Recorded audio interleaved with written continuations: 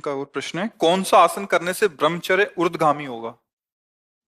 अब जैसे अवस्था आपका ही प्रश्न है।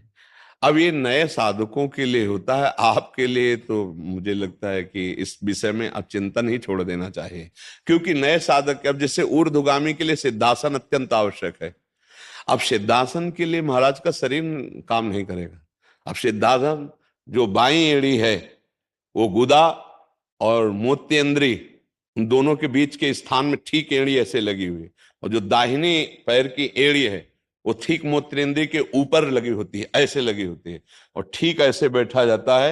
मेरुदंड बिल्कुल यही स्थिति होती है, और 2.5 घंटे 3 घंटे बिना हिले फट जाएगी जंघा, अभ्यास हो ना हो तो। अब सुषुम्ना नाड़ी का संचार होता है, फिर वीर ऊर्ध्वगामी होता है। तो इसलिए इस अवस्था में भरोसा के ऊपर छोड़ दे। क्योंकि अगर गृहस्थ जीवन रहा है तो पूर्वाभ्यासवश अगर वो महीने 2 महीने में वो वीरपात होता रहा है तो वो अपना अभ्यास काम करेगा, वो बार बार विक्षेप डालेगा। आपको अब उधर नहीं देखना, अब लाडली जी की तरफ देखना है। अब इस शरीर का राग छोड़ देना चाहिए, क्योंकि अवस्थागत ही साधना देखी जाती है। अब जैसे नौजवान है तो उसके लिए साधन पद्धति पे ऐसा नहीं हो सकता, उसको ऐसे करो। अब जैसे ये अवस्था है, बस इसमें एक ही है, भरोसो दृढ़ इन चरणन के रो। अब तो जावक जुत जुग चरण लली के, यही हमारे सुरतर काम धीर चिंतामणि भगवत रसिक अनन्या के। अब हम ये नहीं देखेंगे क्या हो रहा है शरीर में, क्या हो रहा है, कैसी परिस्थिति, क्योंकि अब देखने का समय नहीं रह गया। जी, साधन करते करते भरोसा आ जाएगा, मतलब यहाँ भरोसा भरोसा तो सत्संग और संत महापुरुषों के संग से आता है। साधन करते करते तो जीवन व्यतीत हो जाता है, अहम नहीं क्षीण हो पाता। अहम क्षीण होने के लिए संत महापुरुषों का संग। अब जैसे ये वचन मान लिया जाए, जब हम ब्रह्मचर्य का भरोसा रखेंगे तो लाडली जी के भरोसे में कमी हो जाएगी। तो कहा लाडली जी के भरोसे वाला ब्रह्मचारी नहीं रहता। ब्रह्मचर्य उनकी कृपा से हम रह रहे हैं, पर ब्रह्मचर्य में प्रियाजू से मिला देगा ऐसी भावना नहीं। जप का भरोसा भी नहीं रखते हैं जी। सही पूछो तो हमारे जप का भी भरोसा नहीं, हमें सिर्फ लाडली जी का भरोसा कि जो जप हो रहा है उन्हीं की कृपा से हो रहा है। ये जो हमारा साधन चल रहा है उन्हीं की कृपा से चल रहा है। अगर ये सब बंद हो जाए तो भी हमें लाडली जो मिलेगी, क्योंकि हमने उनकी कृपा का भरोसा लिया है, साधनों का नहीं। दूरादपाश स्वजनान तस्मा शास्त्रम प्रमाणन्ते, दूरादपाश स्वजनान सुखमर्थ कोटिम, श्रीमद राधा सुधा निधि। दूरादपाश स्वजनान सुखमर्थ कोटिम, सर्वेषु साधन वरेषु चिरम निराशा, तो वर्षंतमेव सहजाद्भुत सौख्य धाराम, श्री राधिका चरण रेणु महम स्मरामि।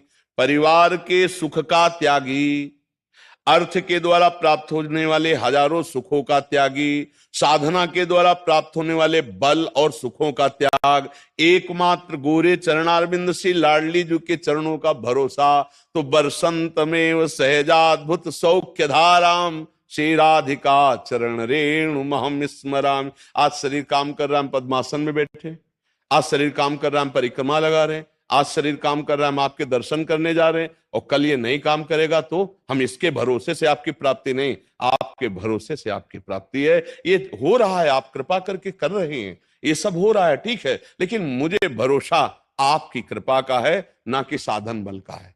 तो हमें लगता है कि मेरी लाडली जी की कृपा से जो ब्रह्मचर्य की पुष्टता होगी वो सिद्धासन से भी नहीं हो सकती। यद्यपि इन आसनों का बड़ा महत्व, क्या मेरी लाडली मेरी लाडली मेरी लाडली, फिर सब में लाडली, चिद चिद लक्षणम सर्वम राधा कृष्ण में जगत। अब खत्म, काम की कोई सत्ता ही नहीं रह गई, शरीर की कोई सत्ता ही नहीं रह गई, लाडली लाडली लाडली। हमें तो बस किशोरी जी के स्वभाव और उनके प्रभाव पर भरोसा रखना चाहिए। अपना जितनी सामर्थ्य है जोर लगा के नाम में चलना चाहिए। अब जैसे अवस्था, इस अवस्था में अन्य साधनों का आश्रय लेने से देरी हो जाएगी।